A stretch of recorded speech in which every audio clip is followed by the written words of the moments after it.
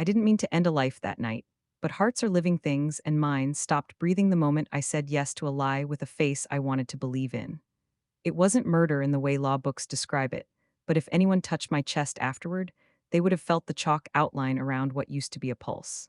I had lived years with Alina, coffee rings on coasters that looked like eclipses, two toothbrushes in a glass trembling whenever we closed the bathroom door, and a million small routines so gentle they could cradle a storm. We had a home, a schedule, a softness, and a silence that had begun to sound like the inside of a seashell, beautiful but proof of something long gone. I tell myself it began with a harmless conversation, but harmless things don't linger like gun smoke. His name was Rowan, and he laughed like he wasn't afraid to die. He asked questions that made time stop and made me step into it dripping wet.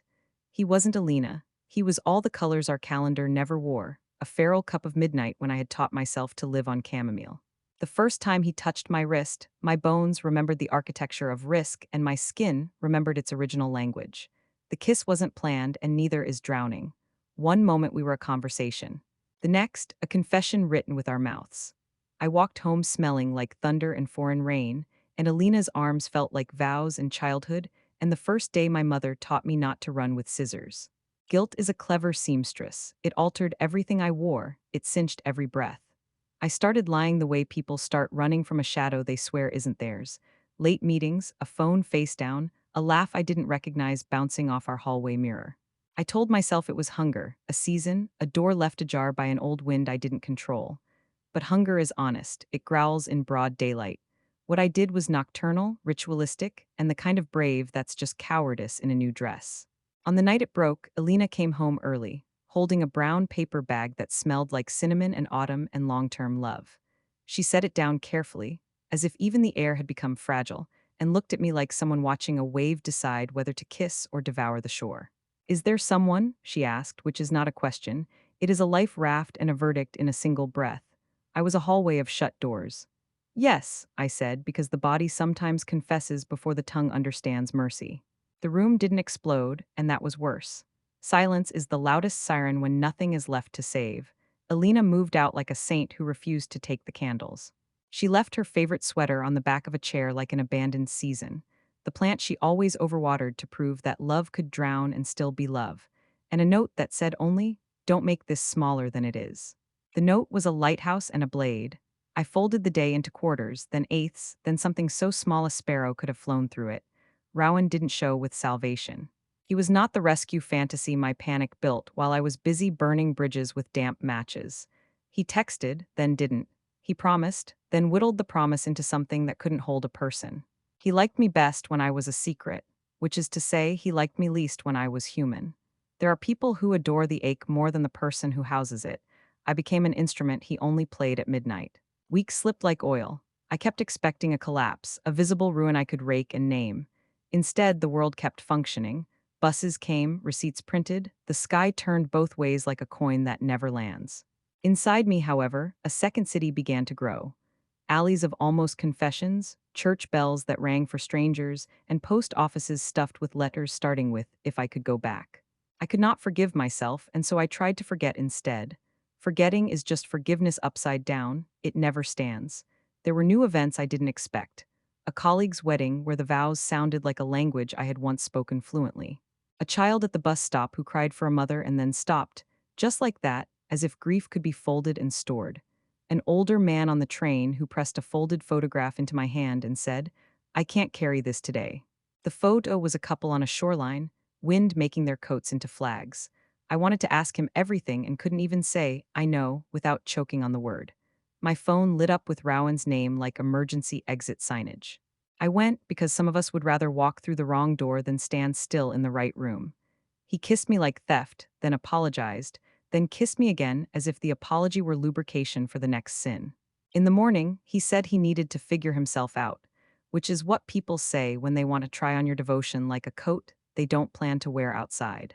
I went home and watered the plant Alina left, and when the water overflowed, it looked exactly like the thing I had done. I called it care while it drowned what stayed. Then came the hospital. My father, who never learned how to be soft without breaking, collapsed on a stairwell. Machines breathed an alphabet I didn't know, and suddenly everything that mattered was not what I had chased but what I had abandoned. Alina came to the waiting room as if summoned by the part of me that could still dial truth. She sat beside me, not touching, the exact distance grief requires. You loved me, she said quietly, but you didn't choose me. That sentence made the floor introduce itself to my knees. I'm trying to learn the difference, I said, and it was the first prayer I had said without asking for escape. Forgiveness did not come as a sunrise. It came as a series of small, windowless rooms with a chair and a question. I started therapy because all my answers grew teeth and bit back. The therapist, Myra, had a way of sitting that made the air honest. Tell me the first promise you ever broke, she said, and the walls moved closer. I remembered being 8 and abandoning a stray dog because it shook too hard because I was afraid trembling was contagious. So you run when love reminds you of weather, Myra said, writing something that looked like a door in her notes. We talked about Alina, about Rowan, and the versions of me that lived in both houses like a tenant who never learned to pay in truth. We talked about the year my mother taught me to pack a suitcase fast, the summers I spent in 2 bedrooms with 2 different toothbrushes, each one a credential for belonging. You mistake motion for change, Myra said. You mistake electricity for light. It wasn't an accusation, it was a mirror with working lights. I began to practice the opposite of vanishing. I called my father twice a week and said nothing halts like, I love you when it's real.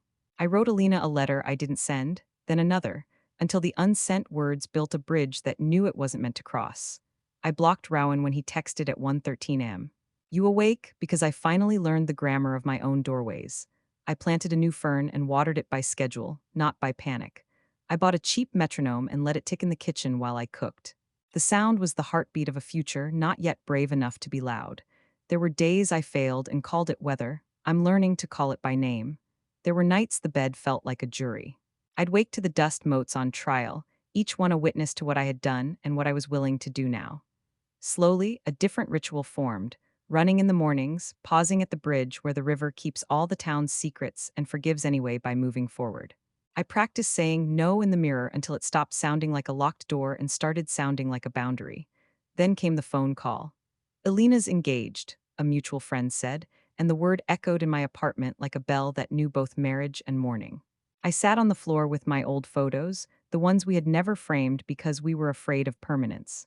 I thought of the sweater she left, the plant I saved, the note that told me not to make catastrophe small.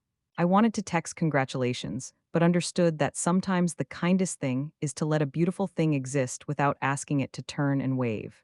In session, Myra asked, what did betrayal teach you that love couldn't? That wanting to feel alive and being alive are not the same, I said. That love cannot repair what I refuse to renovate. The room didn't applaud, but the metronome in my chest resumed. A year later, I can tell the difference between longing and hunger. One writes poems, the other eats them. I can hold a silence without turning it into a crime scene. I met someone at a reading, June, who underlines the softest sentence and laughs like she's memorized the escape routes and decided to stay anyway. We walk by the river and tell the truth in present tense.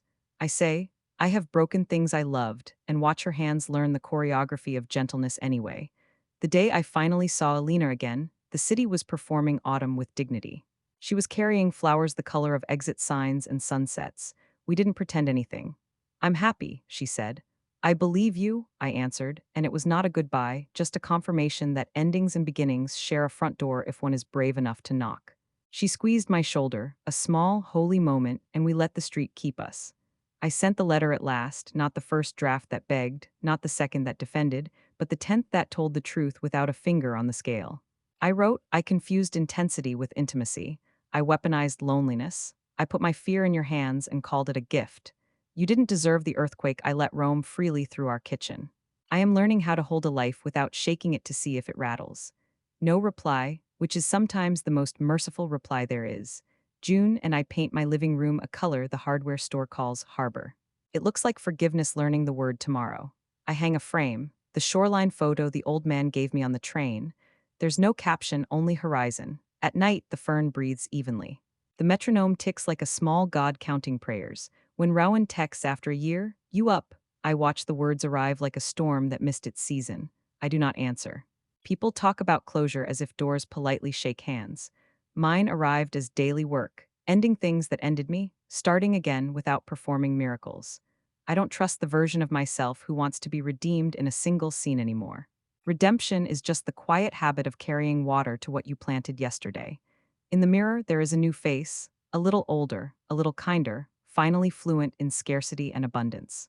I press my palm to the glass and whisper the name of the person I didn't abandon this time. She answers by staying. I didn't mean to end a life that night, but I have learned to start one in the morning. Hearts are living things, and mine, clumsy, contrite, humming, has remembered how to breathe in a house with every door unlocked from the inside. The trick was terrifyingly simple. Choose what loves me back, repair what I break, and stop calling the dark a destiny when it's only a room with the light switch on the other wall.